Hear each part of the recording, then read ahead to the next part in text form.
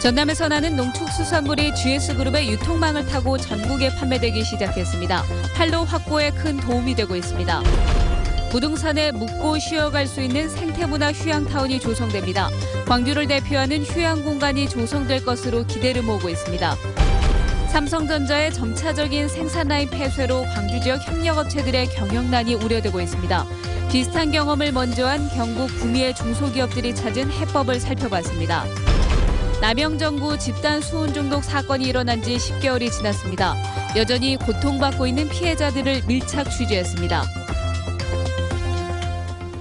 여러분 안녕하십니까? 전국 친환경 농산물 생산량의 60%를 차지할 정도로 농도 전남의 역할은 막중해졌습니다. 그런데도 정작 농민들은 판로를 걱정할 때가 많은데 GS그룹이 남도 상품 발굴에 나서면서 판로 확대에 대한 기대감이 커지고 있습니다. 이계상 기자입니다. 한방 약재를 먹여 키운 돼지를 전문적으로 도축, 가공하는 업체입니다. 설 명절을 앞두고 밀려든 주문을 맞추기 위해서 하루 종일 쉴 새 없이 가동되고 있습니다. 최근 GS 슈퍼마켓을 통해 수도권 등 전국으로 판매되기 시작하면서 한 해 매출도 100억 원대로 껑충 뛰었습니다. 농가에서도 이제 저희에게 물건을 준과 동시에 이제 GS에 나가고 있지 않습니까? 그래서 고정적으로 회전이 될 수 있다는 게 가장 큰 장점입니다. 나주배 등을 원료로 젤형 가즙 음료를 만드는 이영농 법인도 판로 걱정을 덜게 됐습니다. GS 편의점과 슈퍼마켓 등의 독자 브랜드 상품을 납품하면서 디자인과 마케팅 등도 지원을 받게 됐습니다. 대기업에 납품한다는 것 자체가 중국 등 해외 시장을 공략할 수 있는 보증수표가 되고 있습니다. 또 대외적인 공신력도 많이 생겼고 또 중국 수출로도 좀 수출 라인도 좀 이렇게 많이 늘어났고요. 전라남도와 GS그룹이 전남 창조경제혁신센터를 출범시킨 이후 남도의 농축수산물이 GS 유통망을 통해서 본격 판매되기 시작했습니다. 불과 석 달여 만에 전남 지역 업체 26곳이 참여하게 됐고 올해 안에 50여 곳이 추가로 확대될 예정입니다. GS도 그만큼 남도의 우수 상품을 확보하는 기회가 됐습니다. GS 같은 경우는 유통망을 갖고 있기 때문에 GS 리테일이나 GS 홈쇼핑을 통해서 전남도 기반의 기업들을 많이 육성해서 판로를 지원해주는 사업을 지금 병행하고 있고 전라남도와 GS그룹의 활기찬 동행이 판로 개척에 애를 태우는 농민들에게 희망을 심어주고 있습니다. MBC 뉴스 이계상입니다. 광주 주변의 무등산과 연계한 생태문화 휴양타운 조성이 속도감 있게 추진되고 있습니다.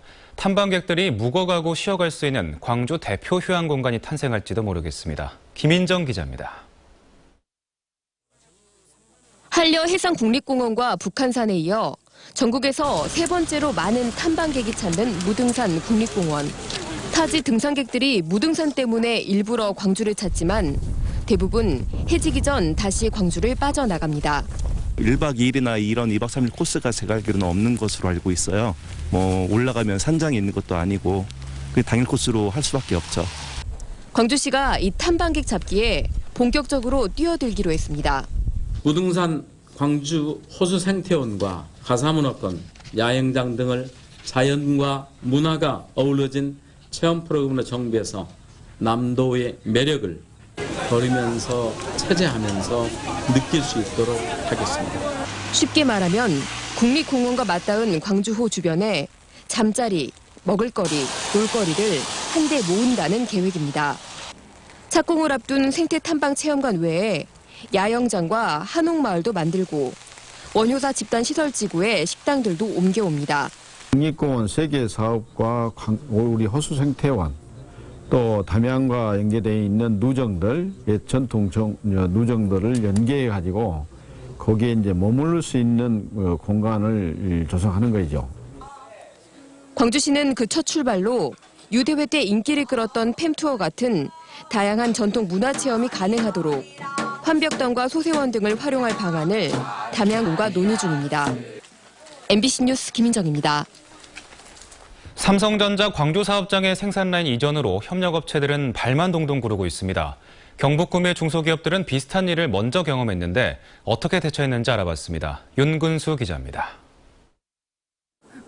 스마트폰의 터치스크린 제조 장비를 삼성전자 등에 납품해온 구미의 한 협력업체입니다. 주문량이 계속 줄어들 위기에 처하자 교육용으로 활용할 수 있는 대형 터치스크린 제조에 최근 직접 뛰어들었습니다. 대형 사이즈 터치 스크린이 현재는 틈새 시장이지만 장기적인 관점에서는 어느 순간에 수요가 굉장히 많아질 거다라고 판단을 하고 삼성전자 2차 협력업체였던 이 기업은 8년 전 부도 위기까지 겪었지만 업종 전환을 통해서 기사회생했습니다. 핸드폰 부품 대신에 자동차 부품을 만드는 일은 모험에 가까웠지만 7년 만에 매출이 5배로 늘었습니다. 새로운 거래처를 뚫는 공격적인 마케팅과 연구 개발에 대한 투자로 한층 높아진 기술력이 전화위복의 비결이었습니다. 노력 없이 한 회사만 보고 거래하다 보면은 거의 해외 이전을 하든지 아니면 국내에서 주저앉든지. 근데 저희들 같은 경우는 국내에서 할 일이 많이 있을 것이다. 삼성전자 구미공장의 휴대폰 생산량 감소와 대기업 생산 라인 해외 이전으로 자동차 부품이나 전자의료기기, 국방 등의 분야로 업종 전환에 나선 구미의 중소기업은 알려진 것만 250여 개. 대기업을 따라서 해외로 떠나지 않을 바에는 국내에서 스스로 살 길을 찾아야 한다는 절박함이 구미의 산업 생태계를 바꿔놓고 있습니다. MBC 뉴스 윤근수입니다.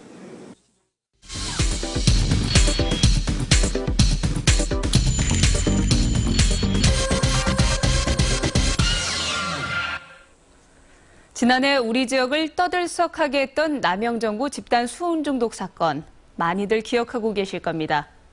사건이 발생한 지 벌써 10달이 지났는데요. 피해자들의 치료와 생계 문제는 어떻게 됐을까요? 조금 긴 뉴스에서 밀착 취재했습니다.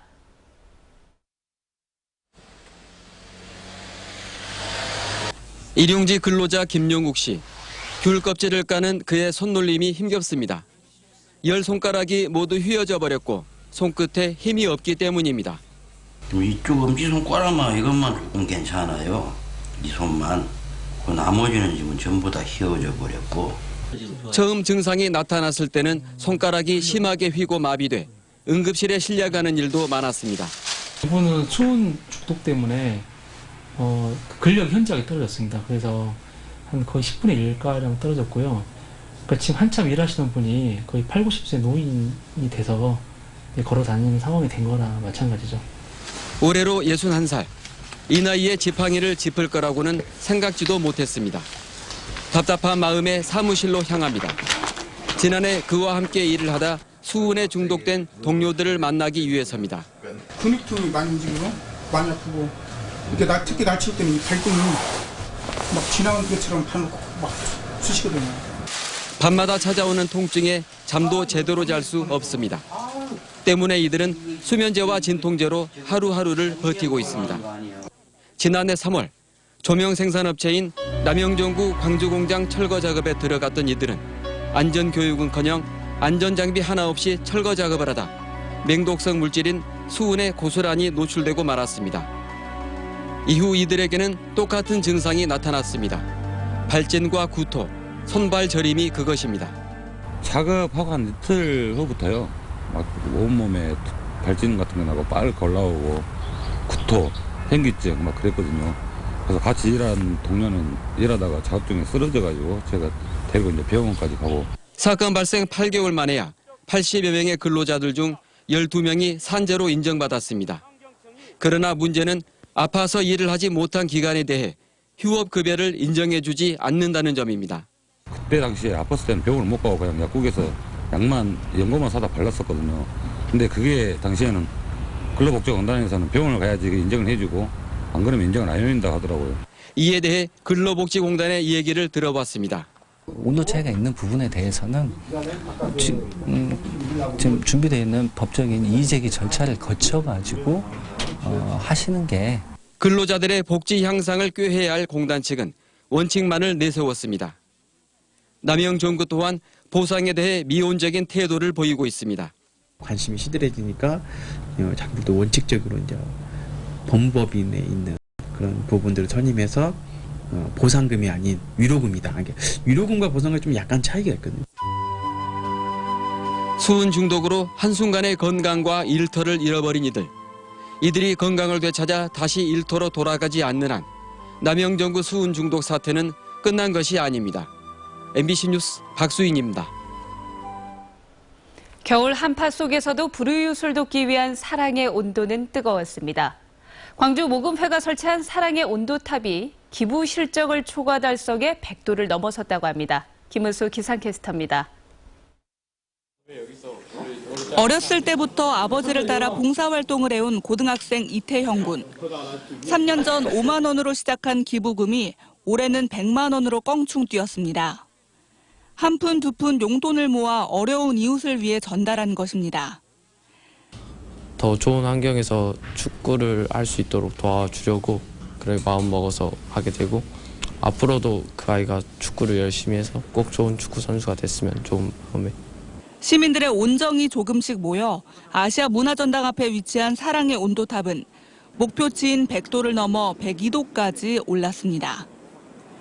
성실한 학생을 뽑아주라고 학교 당국에 요청을 합니다. 그러면 학교에서 추천한 해당 학생들을 대상으로 광주의 올해 나눔 캠페인 모금액은 목표치를 1억 원 가까이 넘긴 36억 4,425만 원을 기록했습니다.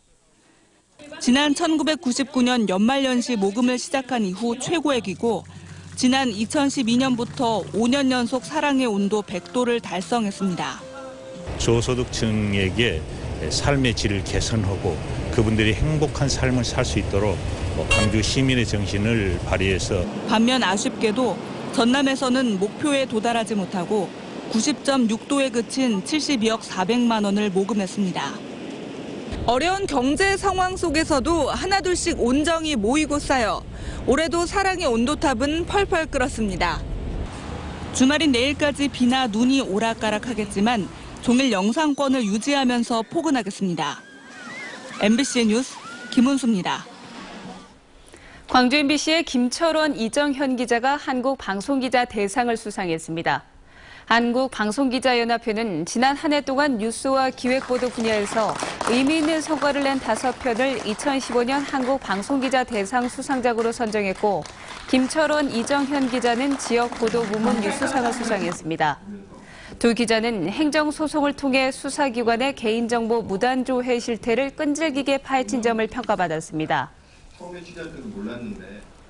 청년 실업이 사회 문제가 되고 있는 요즘 직장 대신 창업에 나서는 20, 30대 사장님이 늘고 있습니다. 이들은 자신만의 아이디어와 브랜드로 창업 성공의 열쇠를 찾고 있습니다. 김종태 기자입니다. 4년제 대학 전자학과를 나온 황현수 씨는 화장품과 미용기기를 생산하는 업체를 새로 차렸습니다. 황 씨는 사용자 피부 수분의 양을 측정해 화장품 사용량을 조절해주는 수분 측정기 생산에 들어갔습니다. 노화 방지 효과가 높은 갈대를 활용한 화장품도 출시를 앞두고 있습니다. 올해 나이 36살.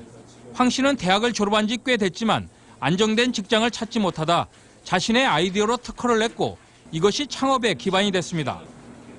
화장품 회사 여러 곳에서 주문이 쇄도해 올해 수익만 3억 원 이상 기대하고 있습니다. 저는 정말 제가 어떠한 어려움이 오더라도 한번 도전해서 꼭 제 브랜드를 가지고 해외 시장에 나가서 한번 꼭 해외 시장에 제 제품을 한번 출시를 하고 싶습니다. 꼭 자신 있습니다. 서혜미 씨는 대학 졸업 후 어려운 취업 대신 커피점을 새로 열었습니다. 커피점 이름도 유명 프랜차이즈 대신 자신의 이름을 딴 브랜드를 택했습니다. 창업 자금이 부족한 것도 이유였지만 그만큼 직접 만든 커피에 자신이 있었기 때문입니다. 박람회장 근처의 자리에 주로 관광객들에게 입소문을 타면서 싸고 맛있는 커피점으로 단골 손님이 큰 폭으로 늘었습니다. 제 가게 1호점을 크게 열어서 이제 로스팅도 하고 전문적으로 이제 커피를 궁금해하고 배우고 싶어 하시는 분들에게까지도 기회를 제공할 수 있는 그런 창업자가 되고 싶습니다. 최근 이 같은 청년 창업자들에게 중소기업청이나 창조경제혁신센터도 창업자금 등 다양한 지원에 나서고 있습니다. 올해 국내 청년 실업률은 2000년 이후 가장 높은 9.4%. 지역의 젊은 창업자들이 높은 실업 장벽을 뛰어넘어 좋은 아이디어와 브랜드로 성공적인 창업의 길을 열고 있습니다. MBC 뉴스 김종태입니다. 학생들의 건강권 문제로 논란이 된 광주 삼각동의 고압 송전탑 설치와 관련해 도시계획 심의가 또다시 보류됐습니다. 광주시 도시계획심의위원회는 송전탑 지상화 이설을 추진하는 건설조합 측과 전면 지중화를 요구하고 있는 국제고등학교 등이 의견을 조정할 시간을 더 가지라며 심의를 보류했습니다. 한편 국제고와 전남여상 등 인근 학교 학생들은 시청사 안에서 집회를 열고 아파트 건설을 허가한 광주시가 문제를 해결하라고 촉구했습니다.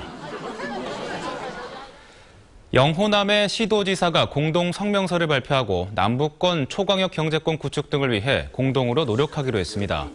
광주와 대구, 부산, 울산, 전남북과 경남북 등 8개 시도의 시도지사들은 대구에서 열린 영호남 시도지사 협력회의에서 남북권 초광역 경제권 구축과 지방소비세율 인상 등을 위해 공동 대응하자는 내용의 성명을 발표했습니다. 더불어민주당 김종인 비상대책위원장이 이번 주말 광주를 방문합니다. 김종인 위원장은 내일 오후 광주에서 자치단체장과 5.18 단체 관계자 등을 만날 예정입니다. 또 모레는 더불어민주당 비대위원, 선대위원들과 함께 국립 5.18 묘지를 참배한 뒤 비대위 연석회의를 진행할 예정입니다. 더민주 지도부의 이번 방문은 설을 앞두고 텃밭에서 지지세를 획복하기 위한 포석으로 해석됩니다. 광주 동부경찰서는 투자금의 2배가량을 주겠다고 속여 투자자들로부터 수십억 원을 가로챈 혐의로 48살 장모 씨를 구속하고 37살 안모 씨 등 3명을 불구속 입건했습니다. 장 씨 등은 지난 2014년 광주 도심에 사무실을 차려놓고 65살 김모 씨 등 480여 명에게 투자금을 받아 가로챈 혐의를 받고 있습니다.